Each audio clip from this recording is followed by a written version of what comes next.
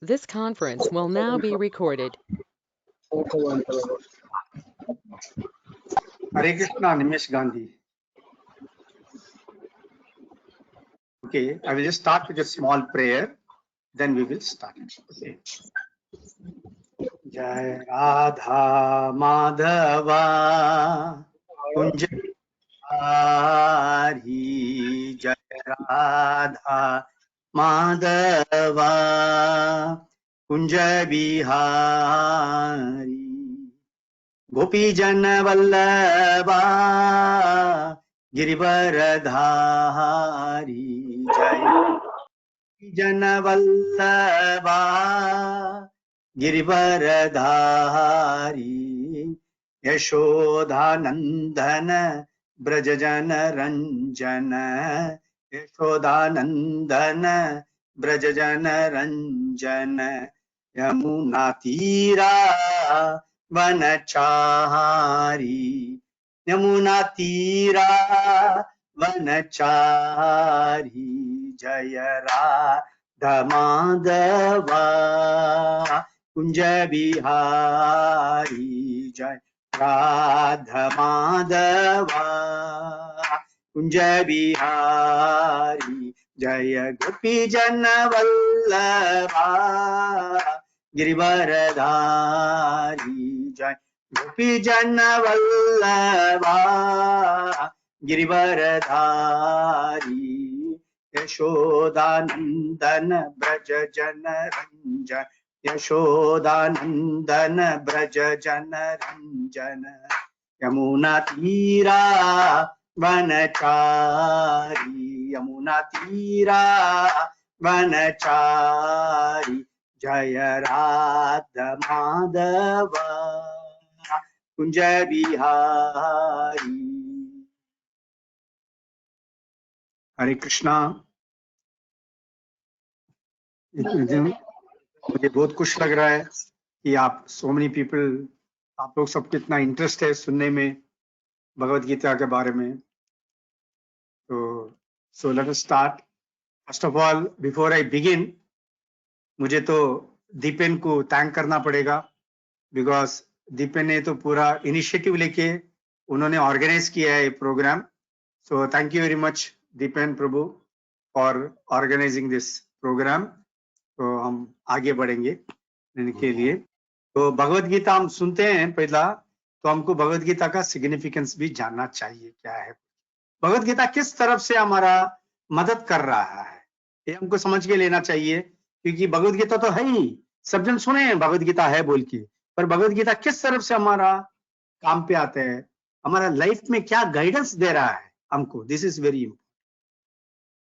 हमें ये जानना चाहिए कि हमको लगता है कि हम एक है बोल के लगते हैं, हमारे पास एक ही शरीर है लगता है ना। हमारे पास कितना शरीर है? हरे कृष्णा माता जी, हमारे पास कितना शरीर है पूछा जाएगा तो कितना, क्या जवाब देंगे आप लोग? हमारे पास एक ही शरीर है, यही बताएगा मोस्टली पब्लिक, है ना। क्योंकि हमारा शरीर हमको, यही शरीर हमको दिखाई दे रहा है। एक्चुअली हम सब में दो शरीर है। एक शरीर है जो ग्रॉस, जो हमें दिखाई दे रहा है, दूसरा एक सूक्ष्म शरीर अंदर है। ये सूक्ष्म शरीर क्या है, एक पहले समझ लेंगे। हमारा एक शरीर तो है, एक ग्रॉस बोलते हैं, जो बोलते हैं कि पंचभूतों से बनाया गया ये शरीर एक है। और हमारा दूसरा शरीर है एक सूक्ष्म शरीर। ये सूक्ष्म शरीर क्या है? हमारा मन, हमारा बुद्धि, हमारा जो फॉल्स ईगो, अहंकार जो है, ये सब है एक सूक्ष्म शरीर हमारे। सोच के देखो, आर बी नॉट, एक शरीर ऐसा तो बाहर है, अंदर से हमारा ये जो मन है, जो हमारा बुद्धि है, ये सब किसका है? ये दोनों शरीर, अगर दो शरीर हम बोल रहे हैं हमारा, ये दोनों शरीर किसका है? एक्चुअली ये हमारा शरीर, हम बोलते हैं कि ये मेरा शरीर है, हम बोलते हैं। अगर ये मेरा शरीर है तो इस शरीर का मालिक कौन है? इस शरीर का मालिक, इस शरीर का मालिक तो मैं बोलेगा मेरा शरीर का मालिक मैं हूं, दीपेन बोलेगा दीपेन का शरीर का मालिक दीपेन है, गांधी बोलेगा गांधी का शरीर का मालिक गांधी है बोल के। पर असलियत में हम देखा जाएगा तो कौन किसको कंट्रोल कर रहा है? हम हमारा शरीर कंट्रोल कर रहे हैं या शरीर हमें कंट्रोल कर रहा है पूरा से? हमारा मन के ऊपर कुछ हमारा कुछ कंट्रोल है? मन एक बात अभी हम बोल रहे हैं आपसे, मैं तो बात कर रहा हूं आप लोगों से, मैं जब बात कर रहा हूं आप लोगों से, साथ साथ में आपका मन भी भटक रहा है, यहाँ आपका भी और कुछ भी सोच रहा है साथ साथ। ऐसा नहीं कि पूरा ध्यान से आप सुन सकते हैं। क्यों नहीं ध्यान से सुन सकते हैं? क्योंकि हमको हमारा शरीर के ऊपर, ये सूक्ष्म शरीर जो बोलते हैं, हमारा बुद्धि जो बोलते हैं, हमारा जो मन बोल रहे हैं वो, जिस मन के ऊपर हमारा कुछ कंट्रोल नहीं है। कभी हम देखते हैं कुछ एकदम स्वीट्स पड़ा है, हम जानते हैं कि डायबिटीज है, हम नहीं खाना चाहिए, हम क्या करते हैं, ये जो जीवा है, जीवा एकदम डिमांड करते हैं, शरीर ने डिमांड करते हैं, तभी जीवा जीवा डिमांड करते हैं, अरे कोई बात नहीं है, 2 गुलाब जामुन खाने से क्या फर्क पड़ने वाला है, सुबह से कुछ नहीं खाया, अभी मुझे खाने दो, 2 गुलाब जामुन खा लेते हैं, बाद में इधर शुगर बढ़ जाता है, तब शुगर बढ़ जाता है, तभी जीवा क्या बात करते हैं, जीवा एकदम चुप हो जाता है, एकदम एक कोने में बैठ जाता है, वो कुछ अपना दिखाता नहीं है। तब कौन तब उसका पूरा जो इफेक्ट कौन ले लेता है? तभी तब हम लेते हैं उसका इफेक्ट, तभी हमारा जीव, हम जो बोलते हैं ना, मैं बोलता हूं ना, मैं उसका असर भोगना पड़ता है। तो भगवत गीता में यही बताता है कि हमारा जो 2 शरीर है, एक हमारा एक जो ग्रॉस बॉडी है और दूसरा एक हमारा सूक्ष्म शरीर जो बहुत बताया गया है, सबसे डेंजरस है ये सूक्ष्म शरीर। हमारा ग्रॉस बॉडी भी किसी न किसी तरह से हम कुछ कंट्रोल में ला सकते हैं, पर हमारा जो सूक्ष्म शरीर है, इस सूक्ष्म शरीर को कंट्रोल करना वेरी वेरी डिफिकल्ट। हमको उतना आसानी से उस सूक्ष्म शरीर को कंट्रोल नहीं कर पा सकते हैं। तो इसके लिए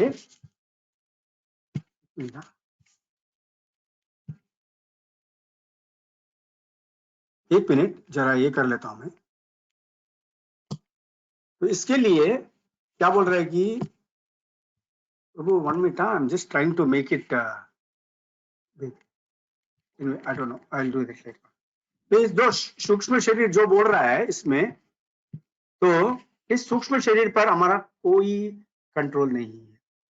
भगवत गीता हमको सिखा रहा है कि अगर हमको इस दुनिया में संतुष्ट से रहना है, अगर हमको एक आनंद प्राप्त करना है इस दुनिया में, तो जरा हमको इस सूक्ष्म शरीर को किस तरफ से हैंडल करना चाहिए, दैट इज वेरी वेरी।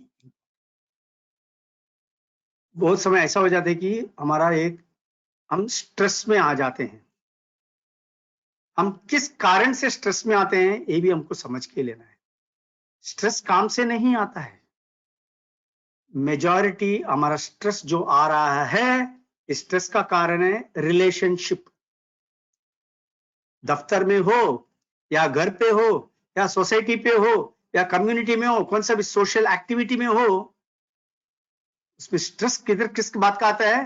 जो हम आपस में हमारा जो परस्पर जो हमारा रिलेशनशिप होता है दूसरों के साथ, उसमें हमारा एक रिलेशनशिप का स्ट्रेस आ जाता है, और किसी में नहीं आता है। देखा जाएगा तो आप सोच के देखिए, कहां से हमको ये जो स्ट्रेस आते हैं, किधर से आते हैं? Mainly because of the relationship. बोलते हैं कि ऑफिस में काम के कारण से मेरे को बहुत स्ट्रेस होता है। एक्चुअली देखा जाएगा तो काम के कारण से नहीं होते। काम करने के लिए हम दूसरों के साथ हमारे रिलेशन करना पड़ता है ना, उस रिलेशनशिप के कारण से हमारा ज्यादा स्ट्रेस हो जाता है। क्योंकि हम बोलते हैं दूसरा सुनता नहीं है, हमको लगता है हम जो बोलते हैं पॉइंट बराबर है, पर दूसरा लोग कहते हैं उसका पॉइंट बराबर है, तो किसका पॉइंट सुने? एक आपस में एक आर्ग्यूमेंट शुरू हो जाता है। यही तो घर पे भी हो जाता है ना, घर पे भी आता है, हस्बैंड वाइफ का बीच में आर्ग्यूमेंट हो जाता है। क्यों होता है? और उसके कारण से एक स्ट्रेस हो जाता है। नहीं तो पिताजी है, माताजी है, वो उनका बात हम कभी सुनते नहीं है, उनको लगता है कि हमारा बात नहीं सुनते, उसके कारण से स्ट्रेस हो जाता है। तो Bhagavad Gita is handling all these points. Bhagavad Gita सब पॉइंट हैंडल कर रहा है, और इसके बारे में, सबका बारे में Bhagavad Gita is clearly teaching us how to lead a happy life. कौन इस दुनिया में आनंद से नहीं रहना चाहता है? हर व्यक्ति यही चाहता है कि इस दुनिया में मैं आनंद से रहूं, संतुष्ट से रहूं, एकदम एक शांति से रहूं। हर व्यक्ति का यही इच्छा है। कोई चाहता नहीं कि एकदम स्ट्रेस के कारण रहना चाहिए, एकदम डिफिकल्टी में रहना चाहिए, कोई ऐसा चाहता नहीं है। हर आदमी चाहता है कि उसको आनंद प्राप्त करना चाहिए, आनंद से ही रहना चाहिए। इस आनंद से रहने के लिए भी हमको क्यों लगता है कि हम आनंद से रहना चाहिए? भाई रीजन इज, हम सब भगवान के भगवान बोल रहे हैं, बाद में हम आएंगे, सब कवर करेंगे, अभी तो मैं इंट्रोडक्शन दे रहा हूं। भगवान कृष्ण भगवान बोल रहे हैं भगवद गीता, मैं वांशो जीवलोके जीवपूत सनातन बोल रहे हैं। इस दुनिया में जो भी है, नॉट ओनली ह्यूमन बींग्स, कुछ भी कोई भी एक जंतु है, जीवन है, उस जीवन सब क्या है? ममई वांशो जीवलोके, ये मेरा एक अंश है, ये मेरा अंश है। जीवलोके जीवभूत सनातन बोल रहे हैं। मनश्चष्टानि इंद्रियानि बोल रहे हैं, पर क्या हो गया? इनका जो मन है, जो मन जो भटकते हैं, मनश्चष्टानि इंद्रियानि, और इनका जो इंद्रिय हैं, ये सब मिलके इस जीवन को, इस ये अंश जो है, इस जीवन को एकदम दबा के बिठा दिया है। सो इस जो जिसको दबा दिया है, वहां से किस तरह से बाहर आना है, ये भी हमको सिखा रहा है भगवत गीता। तो हम शुरू करेंगे भगवत गीता। ये तो आई गिव यू ओनली एक ब्रीफ इंट्रोडक्शन आप लोगों को दिया इसका बारे में, हम क्या क्या सीखने वाले हैं भगवत गीता में, किस तरफ से हम आनंद प्राप्त कर सकते हैं ये सिखाता है, किस तरफ से हमारा रिलेशनशिप होना चाहिए दूसरों के साथ में। अब देखो हमारा रिलेशन, हम सब चाहते हैं कि हमारा अच्छा रिलेशनशिप होना चाहिए सबके साथ, पर क्या हमारा हर व्यक्ति के साथ अच्छा रिलेशनशिप है? बाहर से तो हम बताते हैं कि हमारा कुछ है ही नहीं बोलते, पर अंदर से कभी ना कभी तो किसी ने किसी लगता है कि उसने मेरे से इस तरफ से बात किया, इसने इस तरफ से मेरे से बात किया, ऐसा सब कभी कभी लग जाता है। बराबर मेरे को रिस्पेक्ट नहीं दिया, ये सब हमको कभी कभी हमको लगता है। तो इसके कारण से हमारा मन में कभी ना कभी एक छोटा सा द्वेष भी पैदा हो जाता है। ये सब होता है, ये सब नेचुरल है हमारा इसमें जो होता है। तो ये सब चीजें कृष्ण भगवान डिस्कस किया है अपना भगवत गीता, कहीं ना कहीं इधर उधर किधर ना किधर एक जगह में टच करके भगवान सब जो हमारा जीवन में, हर दिन के जीवन में हमारा क्या क्या होता है, सबके बारे में भगवान ने टच किया है, सबका बारे में वो बोल रहे हैं इसमें। तो ये शुरू कर रहे हैं किस तरफ से, कहां बोला गया ये भगवत गीता? भगवत गीता से किधर बोला गया? भगवत गीता बोला गया कुरुक्षेत्र युद्ध में। युद्ध होने वाले हैं, युद्ध तो कुरुक्षेत्र में शुरू होने वाले हैं। दोनों कौरव भी आगे हैं, पांडव भी आगे हैं, उधर तो दोनों खड़े हैं। और इस जगह पे भगवान श्री कृष्ण ने अर्जुन को कंप्लीट भगवत गीता, ये फिलॉसफी देने वाले हैं। अब सोच के देखो ये हमारा जिंदगी में कैसा आता है बोल के देखना चाहिए। ये जो अर्जुन ये कुरुक्षेत्र युद्ध भूमि में खड़े हैं, उधर क्या है? अगर युद्ध भूमि में है तो उसका मतलब क्या होगा? लाइफ एंड डेथ है ना। ये जो युद्ध भूमि में है, इस युद्ध भूमि में इधर मैं मर जाऊंगा या मैं जिंदा रहूंगा। क्या मैं मरने वाला है, जिंदा रहने वाला, किसको मालूम है? किसी को पता नहीं है। पर that life and death situation है, वो तो कभी भी मैं मर सकता हूँ युद्ध में, कोई गारंटी नहीं है मैं जिंदा रहेगा बोल के। तो उसका मतलब द मैन इज अंडर, उसको कितना स्ट्रेस होता रहेगा। जो भी युद्ध भूमि में आता है, जो भी सोल्जर है, उसको कितना स्ट्रेस आता रहेगा युद्ध भूमि में। तो यही हमारा इसमें सोचो, हमारा जिंदगी में देखा जाएगा तो हमारा तो हर दिन स्ट्रेस है हमारे लिए। Every day we are facing stress. हर दिन हमारा युद्ध चल रहा है हमारा जिंदगी में। हमारा जिंदगी में हर दिन किस तरफ के युद्ध चल रहा है? सुबह से उठते हैं हम, रात सोना तक, वी आर सो बिजी। इतना सिचुएशंस आ जाते हैं कि कौन सा सिचुएशंस फेवरेबल हो रहा है, कौन सा सिचुएशंस अनफेवरेबल हो जाता है। एंड कौन सा सिचुएशन फेवरेबल है हम जानते नहीं है, कब सिचुएशन बदल के वो अनफेवरेबल होएगा ये हम जानते नहीं। एग्जैक्टली लाइक युद्ध भूमि में युद्ध भूमि में किसी को पता नहीं है किस तरफ से ये सिचुएशन बदलने वाला है। यही सिचुएशन हमारा हर दिन के जीवन में ये ऐसे चल रहा है। Every day we are fighting a battle. हर दिन हम एक युद्ध लड़ाई कर रहे हैं। सुबह से उठ के किसी को भी पूछो, सुबह से उठ के कितना आप लोग की बेस्ट आंसर देने के लिए इसमें तो आप लोग जानते हैं, खुद का जिंदगी में देख सकते हैं। हम तो सुबह से उठते हैं, रात सोना तक हमको कितना काम हो जाता है, कौन सा काम कर सकते हैं, कौन सा काम करने के जाते हैं, कितना बाधा पड़ जाता है उस काम करने में। काम उतना आसानी से करने छोड़ते नहीं है, कोई ना कोई आते हैं, बात करते हैं, कुछ करते हैं, हमारा मूड स्पॉइल करके चले जाता है। उस मूड स्पॉइल किया उसके कारण से हम काम करना नहीं चाहते हैं।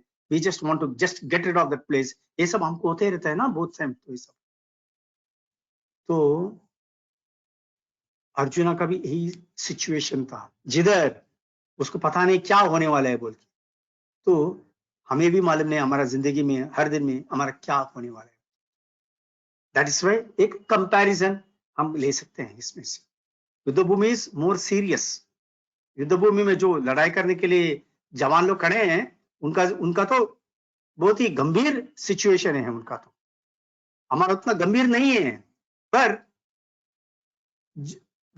जो सैनिक खड़े हैं उनका मन का जो शक्ति है और उनका जो जितना उन लोग प्रिपेयर्ड है लड़ाई करने के लिए, उतना हम हमारे जीवन में लड़ाई करने के लिए हम कोई प्रिपेयर्ड नहीं होते। हमको प्रिपेयर करना पड़ता है इसके लिए।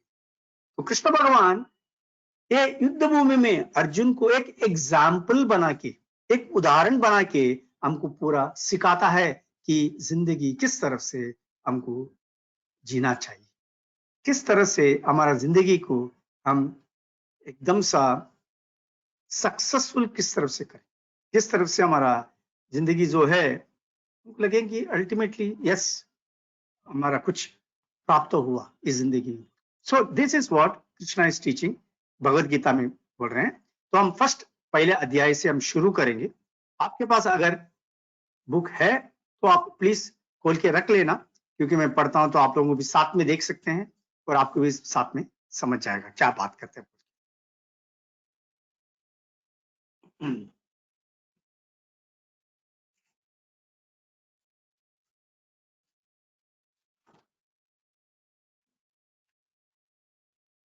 तो मैं फर्स्ट पहला अध्याय पहला श्लोक पढ़ रहा हूं मैं। आप लोगों के पास हिंदी है, इंग्लिश है, कौन सा है, और गुजराती है, कोई भी चलेगा, ताकि रहेगा तो आप लोग फिर बाद में अनुवाद पढ़ सकते हैं बाद में। कोई नहीं, मेरे पास तो इंग्लिश है, मैं इंग्लिश पढ़ रहा हूं, पर जो हिंदी में जो है जिसके पास है, अगर हिंदी में है तो हिंदी में आप लोग अनुवाद सब पढ़ सकते हैं। ओके, ऐसा करके जाएंगे। चैप्टर 1।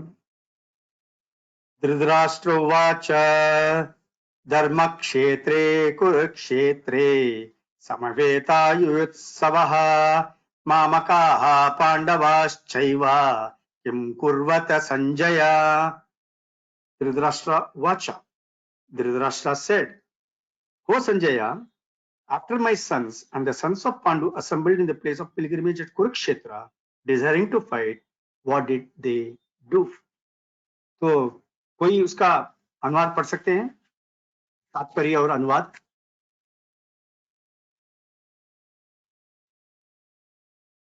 हिंदी आप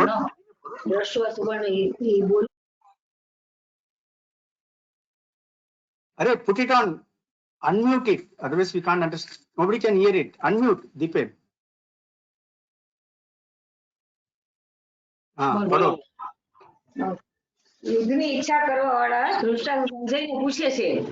ધૃતરાષ્ટ્ર સંજયને પૂછે છે કે ધર્મભૂમિ કુરુક્ષેત્રમાં એટલા યુદ્ધની ઈચ્છા કરવા વાળા મારા પુત્રો પાંડવ પુત્રો બંને શું કરે છે?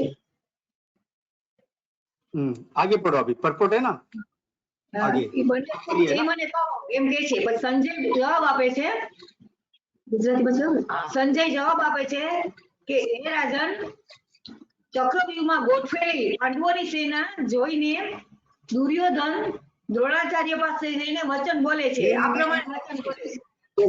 सेकंड वर्स, जो पहला वर्स है ना, पहला जो श्लोक है उसका आपने नीचे पढ़ा ना, ના શ્લોક બોલો છે ના અનુવાદ જ બોલું છું. अनुवाद अनुवाद हाँ अनुवाद જ બોલતી હોય. આ સાંભળી સંજય બોલ્યો, હે ये રાજા. वो दूसरा इसमें गया ना, वो तो दूसरा श्लोक है। આટલો જ ખાલી. હા એટલો તો બોલાઈ ગયો. એટલો બોલાઈ ગયો. હા પાંડુના બધા તે મને કહો બસ એટલું જ છે. પેલામાં તો એકમાં એ જ છે. ધૃતરાષ્ટ્રએ સંજયને પૂછ્યું અને હિન્દી આવડતી હતી. હિન્દીમાં નહીં કહી શકે. સાહિત્ય બોલ. सर वो पहले का ही यहाँ गुजराती में बोले हैं। नहीं मालूम है, पहले का श्लोक का ट्रांसलेशन पढ़ा ना, हाँ उसका ट्रांसलेशन के नीचे परपोट होगा देखो। नहीं ये वो छोटा वाला वो बुक है ना, उसमें नहीं है, बड़ी बुक में आता है वो सब। वो अच्छा अच्छा बड़ी बुक में होगा। के हाँ, पास है बड़ी बड़ी बुक में है, अभी एंडी नहीं है वो। हाँ इसीलिए बड़ी बुक में तो पढ़ो ना, बड़ी बुक से तो एट प्रेजेंट नहीं। हाँ गांधी भाई के पास है ना, गांधी भाई। अन्य मेरे पास भी वही है। नहीं मेरे पास भी वही छोटी बुक है। अच्छा अच्छा मेरे पास भी हाँ, अगर बड़ी बुक मेरी लाइब्रेरी में है सर एक मिनट है, ये बुक भी है मेरे पास। हाँ लेके आओ लेके। दीपेन के पास नहीं है, बड़ी बुक नहीं है, इस्कॉन का गुजराती में है ना बुक।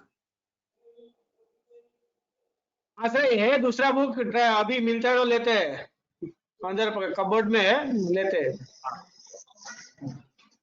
क्योंकि वो परपोट जो है ना, अभी जो पढ़ा तो ट्रांसलेशन पढ़ा, अनुवाद बोलते हैं ना उसको। तो हाँ गुजराती में अनुवाद बोलते हैं ना। अनुवाद का तात्पर्य होता है, तो तात्पर्य हमको पढ़ना। यस अच्छा ये सर मेरे पास आ गई। यस हाँ बोलो, पढ़ो पढ़ो पढ़ो, तात्पर्य पढ़ो उसका, पहला श्लोक का।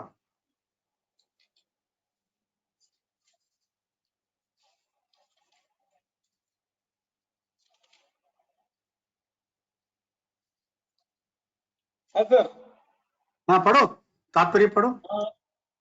ધૃતરાષ્ટ્ર બોલ્યો, હે સંજય, તીર્થભૂમિ કુરુક્ષેત્રમાં યુદ્ધ કરવાની ઈચ્છાથી એકત્ર થયેલા મારા તથા પાંડુના પુત્રોએ શું કર્યું? उनके बाद में उनका मीनिंग दिया है, भावार्थ। तात्पर्य है हम बोलो।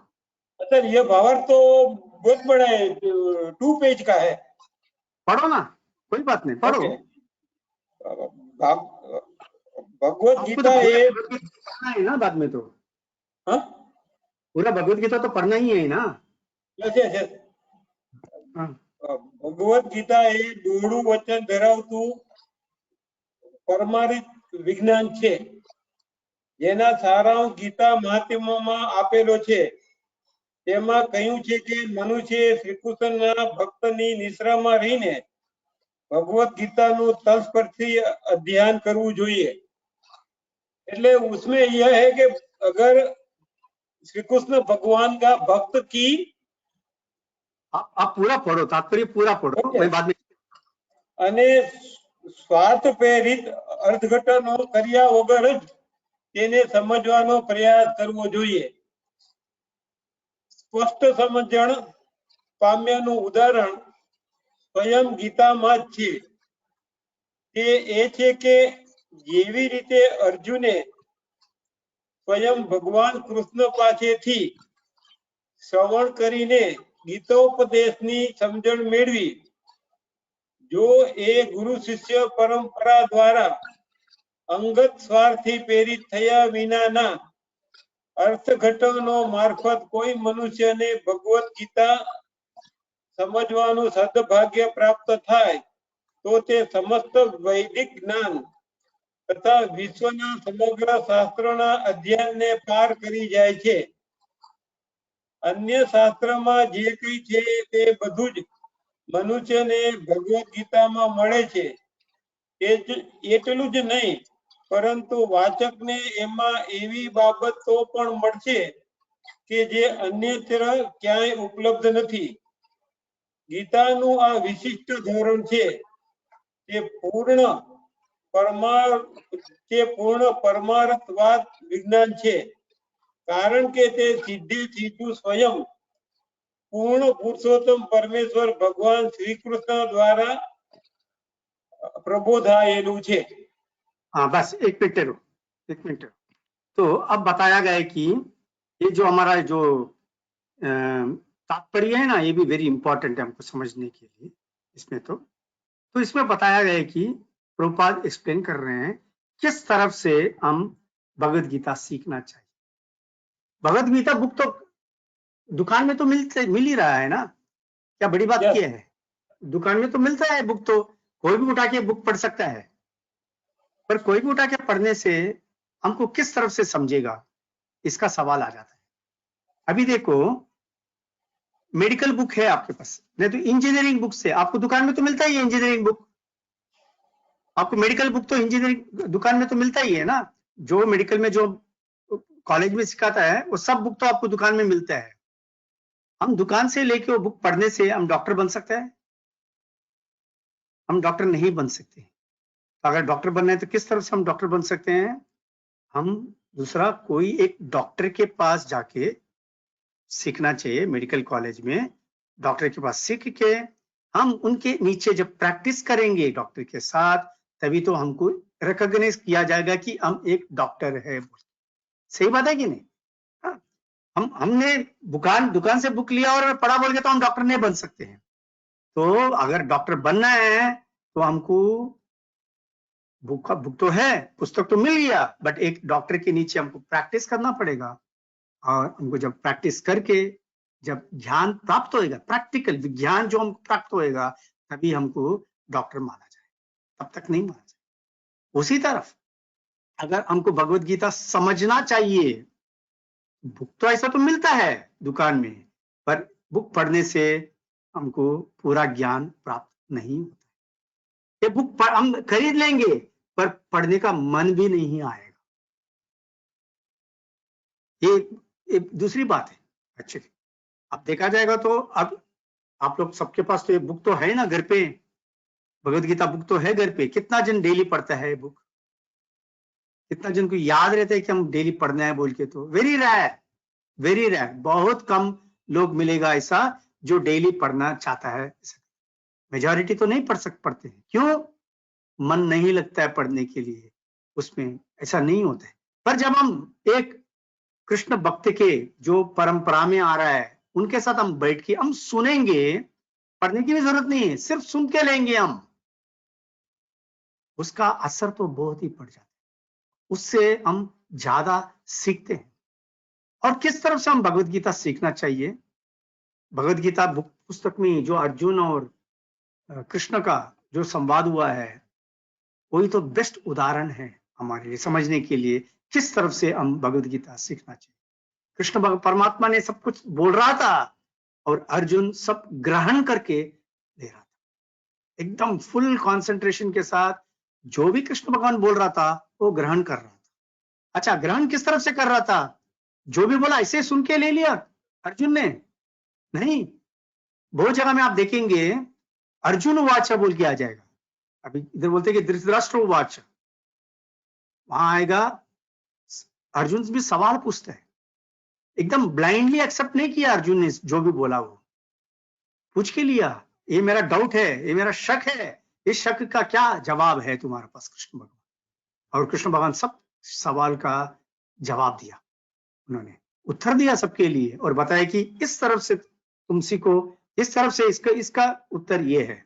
हर जगह में उत्तर दिया गया।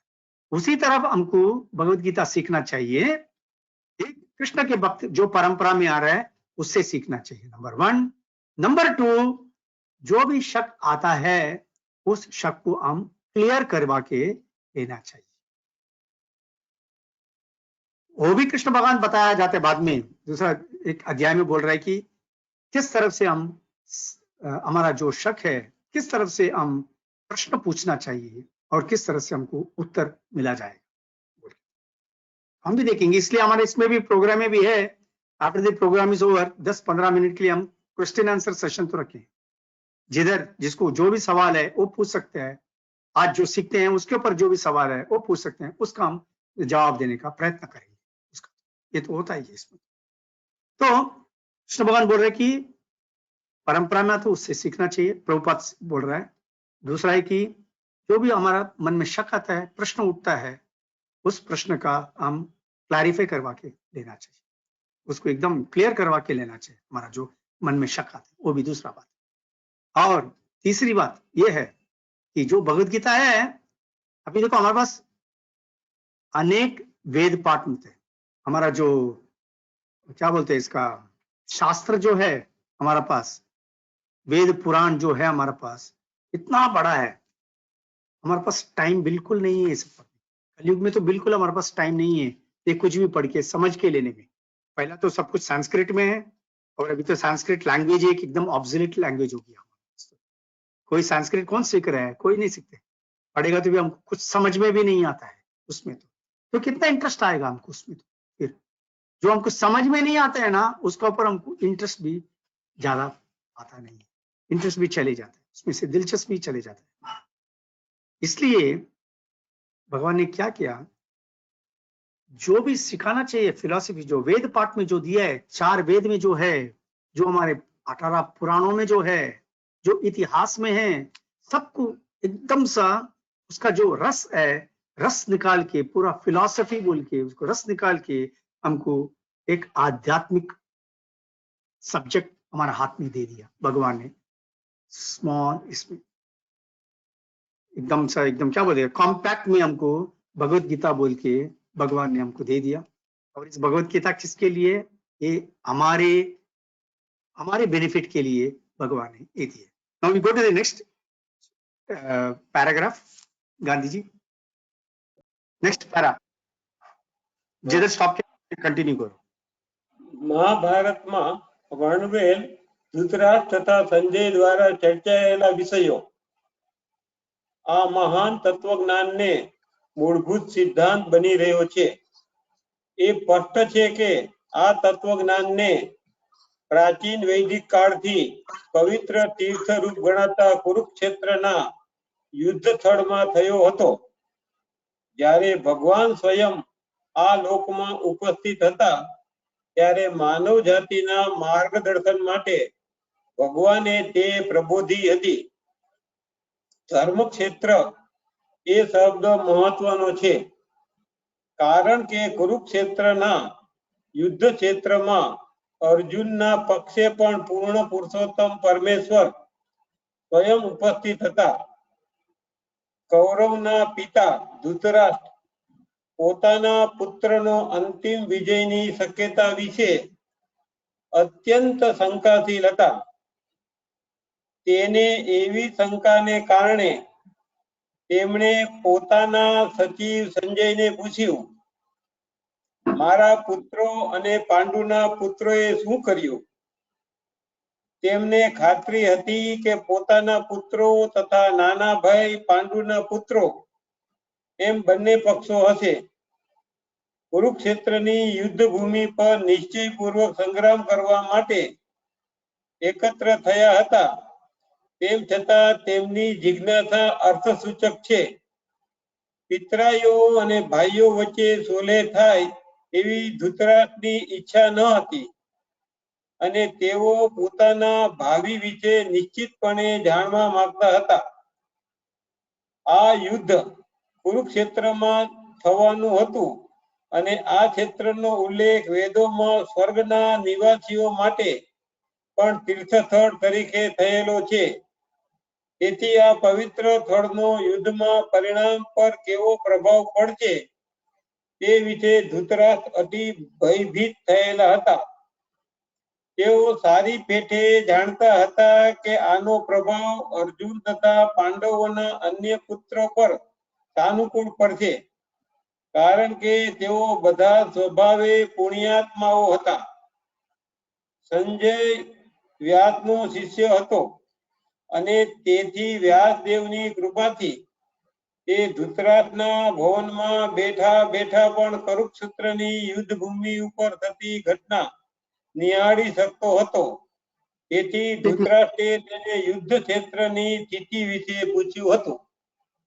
एक मिनट, तो जब ये चल रहा था वॉर, जब युद्ध शुरू होने वाला था, धृतराष्ट्र को अंदर मन में एक क्या वो बोलते हैं उसमें एक डर लग रहा था, क्या होने वाला है बोल के, एक भयभीत हो गया मन के अंदर। तो उनको मालूम था कि इस जो युद्ध होने वाला है इसमें तो पहले ये जगह में हो रहा है जो है कुरुक्षेत्र, और कुरुक्षेत्र क्या है? एक धर्मस्थान है कुरुक्षेत्र। जो धर्मस्थान में जो है, जैसा हमारा काशी है, वृंदावन है, मथुरा है, द्वारका है, डाकोर है, ये सब एक धर्मस्थान है। इस धर्मस्थान में कभी भी ना अच्छा प्रभाव बहुत पड़ रहा है उधर का। तो अगर हम धार्मिक आदमी हैं और हम धार्मिक काम बहुत कुछ किए हैं, धर्मस्थान में धर्म जो है वो हमारे साथ खड़े होते हैं। अभी ये धर्म क्या है उसका बारे में हम अलग चर्चा करेंगे, क्या है समझ के लेंगे उसका। तो फिर इतना समझ सकते हैं कि हमारा ऑर्डिनरी बातचीत में कि धर्म क्या होता है सब जानते हैं। तो ये जो धर्मो धर्म ही रक्षति बोलते हैं, तो जो धर्म है, धर्म आके हमको रक्षा कर रहा है हर जगह पे हमारा। कभी कभी हम बोलते हैं ना, ये जो आदमी इतना अच्छा है, ये पूर्व उसका बहुत, उनके पिताजी माताजी से बहुत अच्छा काम किए, दादाजी बहुत अच्छा काम किए, उसके कारण से इसको इतना रक्षा मिल रहा है, वो भी बोलते हैं ना हम। तो धर्म तो ही धर्मोति धर्म रक्षति ऐसा है, ठीक है। तो धर्म जो है वो सबका एक, जो अच्छा काम करे उसका रक्षा बिल्कुल कर रहा है धर्म। तो इसलिए इसके बारे में बोलते समय एक कुरुक्षेत्र जो है एक धर्मस्थान है, और धर्मस्थान में कोई भी धर्म अच्छा धर्म काम करेगा उसका कंप्लीट रक्षा मिल जाता है। तो ये तो धृतराष्ट्र ये सब जानते हैं अच्छी तरह से। तो क्या हो गया कि धृतराष्ट्र का मन में एक भयभीत हो गया, ये कुरुक्षेत्र में आके अगर लड़ाई होने वाला है जो धर्मस्थान है, तो क्या हो सकता है कि पांडव जो है ये सब एकदम धर्म पालन करने वाले हैं, इतना धर्म पालन कर रहे हैं इन लोग। तो डेफिनेटली इधर क्या हो सकता है कि जितना भी इन लोग धर्म किए हैं आगे पहला सब, वो सब इनको फेवरेबल हो जाएगा, इनके लिए एकदम अच्छी तरह से इनका क्या बोलेगा, उनके साइड पे आ जाएगा सब कुछ। अगर ऐसा है तो हमारा बेटों का क्या होगा? क्योंकि हमारा बेटा तो इतना धर्म काम किए नहीं है, तो उनके लिए इसका असर पड़ सकता है, इनका प्रभाव जो है, इसका प्रभाव गलत ढंग से इनका भी हो सकता है। वो एक डर था धृतराष्ट्र। और दूसरा जो भी हो रहा था महायुद्ध में, धृतराष्ट्र तो उधर नहीं था, संजय भी उधर नहीं था, पर उनको पूरा एक व्यासदेव के कारण से, व्यासदेव का कृपा से पूरा घर के अंदर एक टीवी बना के दे दिया व्यासदेव ने। उस टाइम का वो साइंस है। वो अभी हम देखते हैं, मैं तो बंबई में बैठा हूँ, आप लोग तो बड़ौदा में बैठे हैं, और मैं यहाँ से बात कर रहा हूँ, आप लोग को सुनते हैं, आपको हमारा चेहरा भी देख सकते हैं, मुझे भी आप लोगों का चेहरा देख सकते है कि नहीं। एक साइंस है, ये विज्ञान है, तो कुछ किया। उसी तरह का एक विज्ञान था तभी, जिसके कारण से व्यासदेव ने संजय को जो भी लड़ाई हो रहा है, जो भी युद्ध भूमि में हो रहा है, सब कुछ उसको देखने का एक मौका दे दिया, एक पॉसिबिलिटी करवा के दे दिया, और उन्होंने देखकर पूरा संजय को एक्सप्लेन, धृतराष्ट्र को एक्सप्लेन करते थे। और आगे बोलते हैं कि एक्चुअली बहुत संजय, आगे का पैराग्राफ को एक्सप्लेन कर रहा हूँ, जो पांडव है और कौरव है दोनों एक ही फैमिली के हैं, फिर भी धृतराष्ट्र ने दोनों को सेपरेट करके देख लिया, और अपने बेटों को कौरव बोल के बोला के लिया, और अपने भाइयों के पुत्रों को पांडु बोल के, पांडु पुत्र बोल के उनको सेपरेट कर दिया। Actually both of them belong to एक ही फैमिली के हैं, तो फिर भी उनका जो भेदभाव करना है वो धृतराष्ट्र ने बहुत भेदभाव करके, ऐसा करके क्या हो गया, इधर इस वो जानना चाहता क्या होता है, बट उसको एक अंदर ये भी डर लगता था कि कृष्ण परमात्मा जो है, जो धर्म का पूरा रक्षण कर रहा है। महाभारत देखते कभी कभी लगता है कि कृष्ण भगवान ने धर्म बराबर पालन नहीं किया बोल के कभी कभी आदमियों के मन में शक आ जाता है। उसका बारे में भी एक्सप्लेनेशन मिल जाता है श्रीमद् भागवत कथा में, उधर उसका भी एक्सप्लेनेशन मिल जाता है, क्यों भगवान ने कभी कभी क्यों किसके लिया कि वो भी समझ जाते हैं। तो पॉइंट ये है कि जब कृष्ण भगवान जो किसी के साइड पे है, उस साइड पे ऑलवेज एक सक्सेस हो जाता है, एक विक्ट्री मिल जाती है, एक जीत मिल जाता है। कृष्ण भगवान किसके भी साइड पे खड़े हो जाते हैं, उनका पूरा रक्षण, उनका पूरा परिपूर्ण कृपा पूरा मिल जाता है, और उसके कारण से वो आदमी कभी भी सक्सेसफुल हो जाता है। तो ये धृतराष्ट्र को पता था, और धृतराष्ट्र को ये भी समझ गया कि कृष्ण भगवान तो अर्जुन के साथ में ही बैठे हैं, तो पांडवों को ज्यादा कुछ होने का संभवता नहीं है। So now we will go to the second verse. इसमें सेकंड वर्स में बोला जाता है कि संजय उवाच दृष्ट्वा तु पांडवानीकं व्यूढं दुर्योधनस्तदा आचार्यमुपासंगम्य राजा वचनम अब्रवीत। Sanjay said, O king, after looking over the army arranged, अभी ये पढ़ो ना, तात्पर्य अनुवाद जो है पढ़ो। पढ़िए, आप अनुवाद पढ़िए। दीपिका माता जी अनम्यूट। उस समय राजा दुर्योधन ने व्यूह रचनात्मक पांडवों की सेना को देखकर द्रोणाचार्य के पास जाकर यह वचन कहा। वेद के आचरण के ही द्रोणाचार्य है। जब जानकारी हो जाती है कि हम परमात्मा से अलग हो गए हैं, वहां उसकी प्राप्ति के लिए तड़प पैदा हो जाती है। तभी हम गुरु की तलाश में निकलते हैं।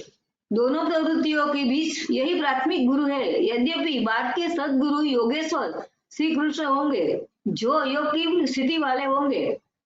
राजा दुर्योधन आचार्य के पास जाता है।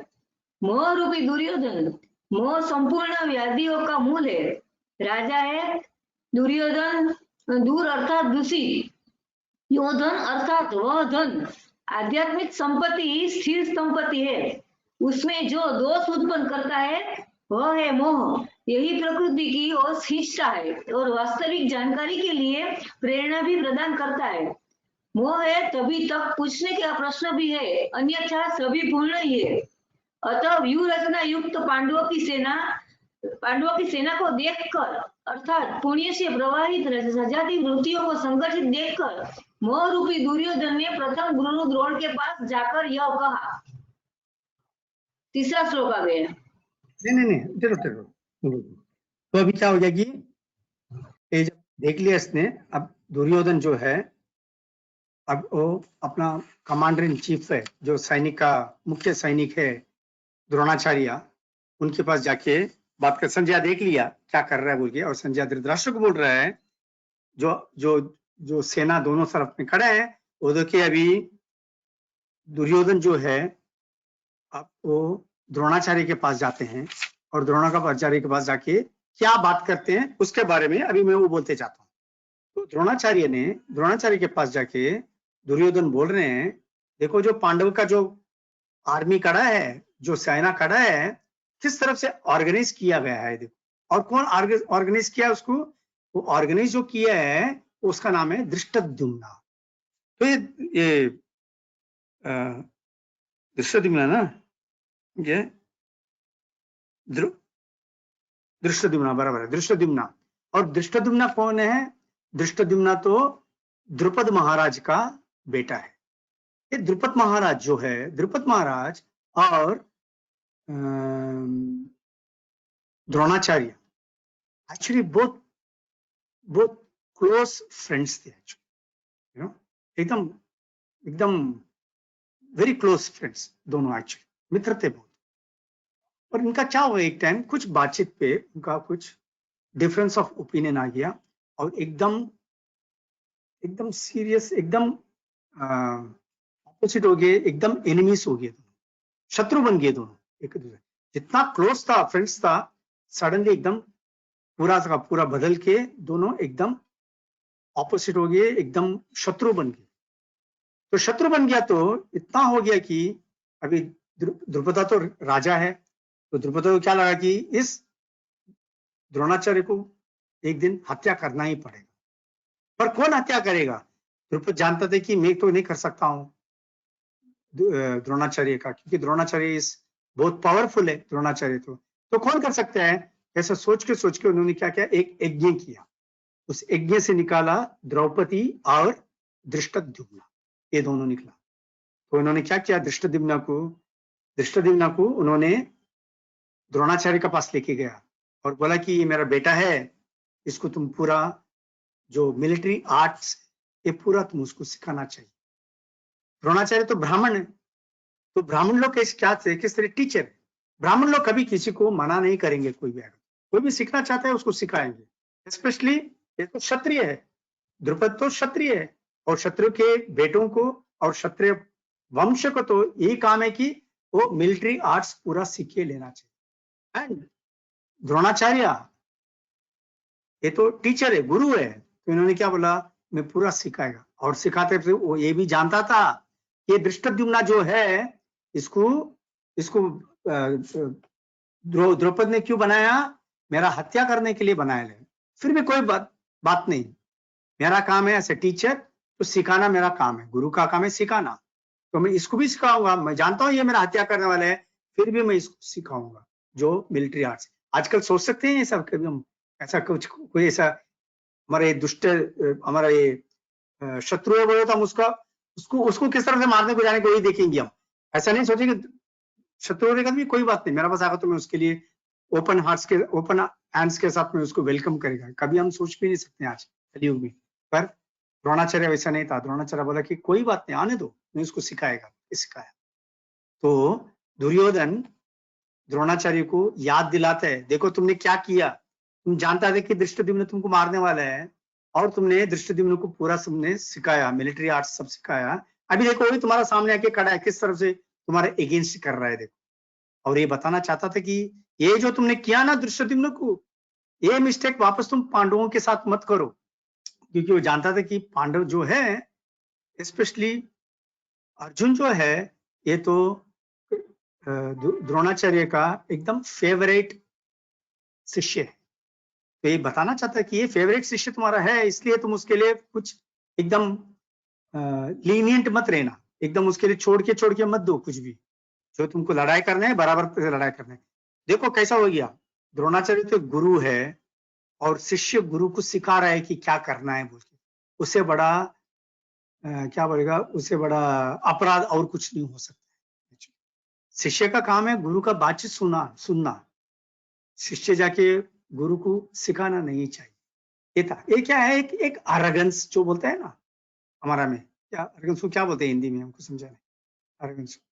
तो इस अरेगेंस के कारण से वो गुरूर क्या नहीं, अरेगेंस को क्या बोलते हैं हिंदी में, क्या बोलते हैं, जो कुछ भी है, ठीक है। इस अरेगेंस के कारण से उन्होंने ऐसा बताया कि अपना गुरु को जाके सिखा रहा है। और नेक्स्ट में बोल रहा है उसमें तो, और ये भी बताया देखो जो पांडवों की सेना है उसमें कौन कौन है, देखो उसमें भीमा है, अर्जुन है, युधाना है, विराटा है, द्रुपदा है, और ग्रेट हीरोज धृष्टकेतु है, चिरकितना है, काशी राजा है, पुरोजित है, कुंती भोज है, एंड सैबिया है, एंड अनेक जो क्या बोलते हैं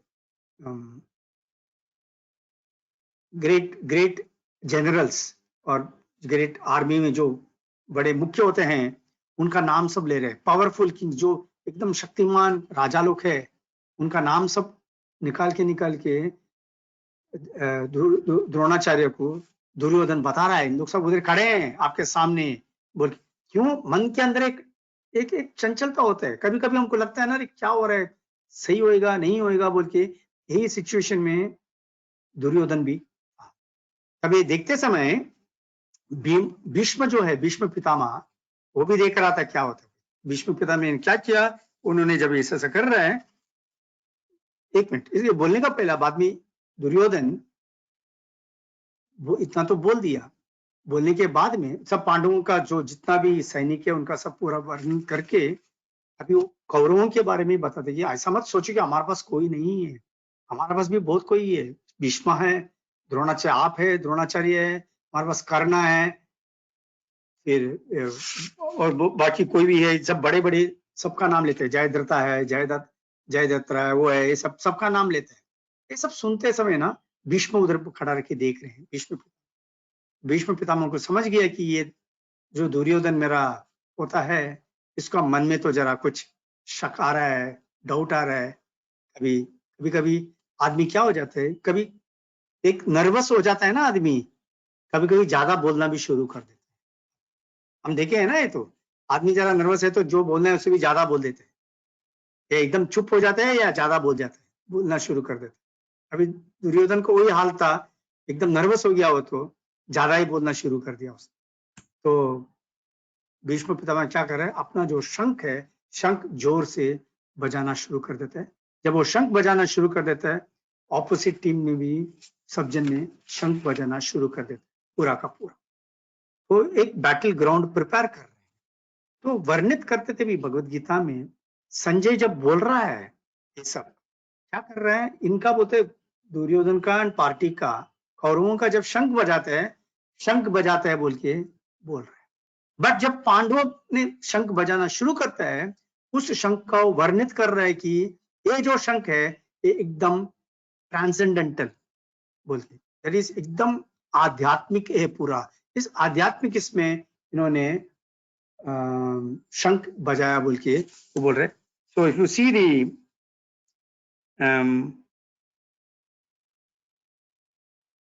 टेक्स्ट 14, जरा टेक्स्ट 14 पढ़ो क्या लिखा है बोल के, श्लोक 14, 13-14, श्लोक 14।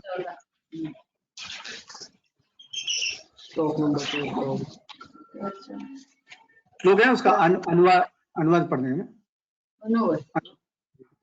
श्लोक पढ़ो पहला ततः शंखास्य वैर्यस्य प्रणवादको ट्रांसलेशन पढ़ो। हिंदी। हिंदी। तदंतर अनेक शंख नगाड़े ढोल और नरसिंह आदि बाजे एक साथ ही बजे, उनका शब्द भी बड़ा भयंकर हुआ। वही का संचार करने के अतिरिक्त कौरवों की कोई घोषणा नहीं है। बहिर्मुखी विजाति प्रवृत्ति सफल होने पर मोहमयी बंधन और जना कर देती है। अब पूर्णमयी प्रवृत्तियों की ओर से घोषणाएं हुई, जिनमें पहली घोषणा योगेश्वर श्री कृष्ण की है।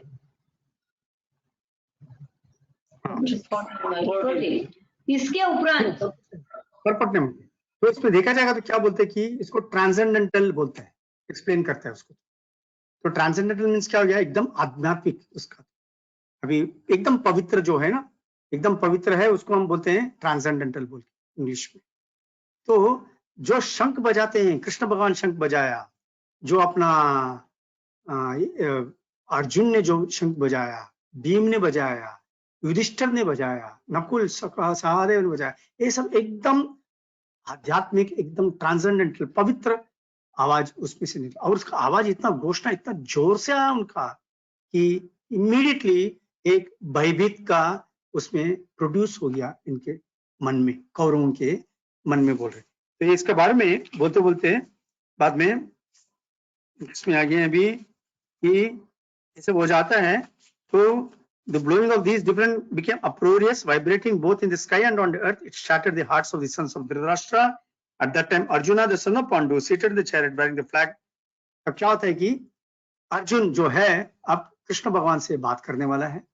तो बात करने का पहला वो क्या बोल रहा है कि अभी कृष्ण भगवान, अभी अर्जुन के जो रथ है, रथ का बारे में बोला गया कि रथ, I want to text 20, no text 20 में 20 में, तो उसमें बताता है कि जो रथ है, रथ में ऊपर एक फ्लैग होता है ना, एक झंडा होता है ना, वो उस झंडा में किसका था मार्क, किसका था, हनुमान जी का मार्क।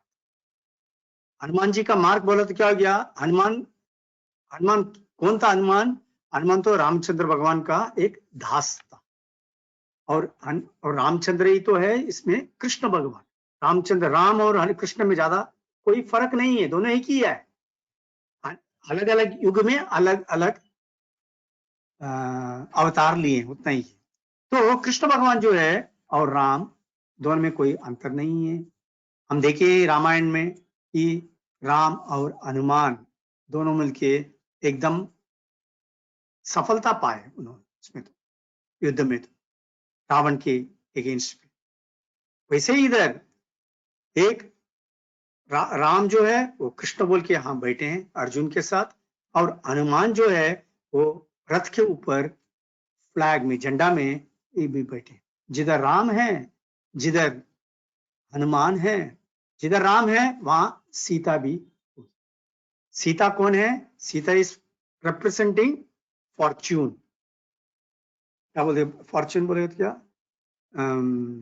भाग्य जो बोलते हैं ना, सीता रिप्रेजेंट कर रही है भाग्य, तो उस भाग्य है, वो भाग्य की देवता है। तो जिधर भी सीता है वहां तो पूरा फॉर्चून होता है।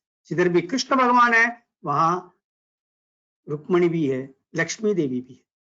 तो राम सीता लक्ष्मी नारायण ऐसे तो आ जाते हैं ना, अलग अलग नहीं होता है उनका, तो वो कभी भी साथ में ही रहते हैं। तो कहीं भी कृष्ण भगवान है उसके साथ में तो लक्ष्मी देवी भी होती है रुक्मणी के फॉर्म में। कृष्ण अवतार में आते थे भी उसका स्टोरी अलग है, उनका तो कंप्लीटली राधे है, राधा रानी है, रुक्मिणी देवी है, सत्यभामा है, लक्ष्मी देवी है। सो बहुत अनेक तरह के होते हैं। तो अब क्या हो गया, ये पूरा वर्णित किया कि जिधर तो संजय ये भी बोल रहे हैं जिधर राम है, जिधर हनुमान है, जिधर सीता देवी है, उधर तो पूरी परिपूर्ण सफलता ही होएगा, ऐसा बोल के बोल रहे। तो अब अगले क्लास में हम देखेंगे कि अर्जुन का किस उलझन में पड़ जाता है और उस उलझन में पड़ने के बाद में किस तरफ से वो एड्रेस कर रहा है, क्या करने वाले हैं बोल के हम नेक्स्ट क्लास में वो देखेंगे।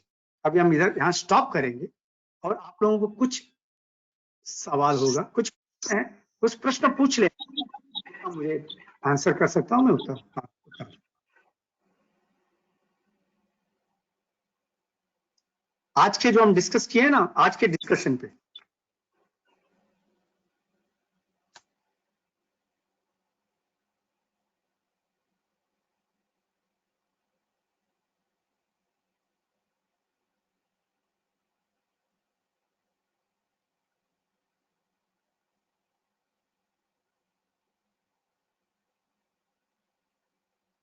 कोई बात नहीं, कोई सवाल नहीं है। जो बोला हमने कुछ वो समझ में आ गया बराबर, या उसमें कुछ शक है, कुछ है, कुछ है? नहीं समझ में आ गया। समझ में आ गया? समझ में आ गया। हाँ सर, आपने जो शुरुआत में बताया कि हमारा शरीर दो टाइप का होता है, एक सूक्ष्म शरीर और एक हमारा स्थूल शरीर। मगर कभी कभी हमने सुना है कि शरीर 3 टाइप का होता है, कारण शरीर भी होता है। तीसरा कौन सा शरीर है? और शरीर और बॉडी आपने बताया कि 2 टाइप का होता है ना। हम सब, हमारा सब में एक ये जो पंचभूत के एक शरीर है और एक सूक्ष्म शरीर है जो हमारा मन, बुद्धि, अहंकार ये होता है। दूसरा बुद्धि, चित्त, अहंकार बराबर। मगर एक और भी है ना जिनको बोलते हैं कारण शरीर। वो क्या कारण शरीर है? वो हमारा संस्कार, हमारी वासना। हमारी जो वासना है, हाँ, और इस पंचभूत के कारण से ही होता है। शरीर ऐसा इसमें तो लिखा नहीं है, बाद में आप पढ़ेंगे ना इसमें, जब वो बोलते वंशो जीवभूते जीवलोक सनातना मनष्टानि इंद्रियाणि प्रकृतिस्थानि कर्षति। भगवान इस तरफ से बोल रहे हैं, दैट इज मनष्टानि इंद्रियाणि, दैट इज हमारा जो मन है जो सूक्ष्म शरीर के है और जो इंद्रियों जो है उस शरीर के है, उस दोनों के बंधन में ही हम फंस के हमारा बहुत प्रॉब्लम होता है। ऐसा एक्सप्लेन सही किया। बात है जी सर।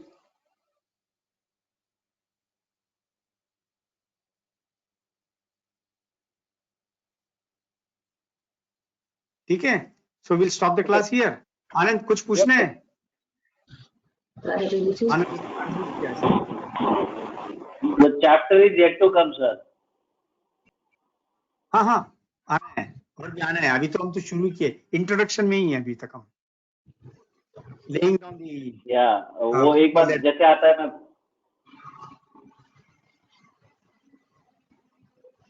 अभी प्लेटफॉर्म बना रहे हैं हम इसके लिए, आगे का टेक ऑफ के लिए।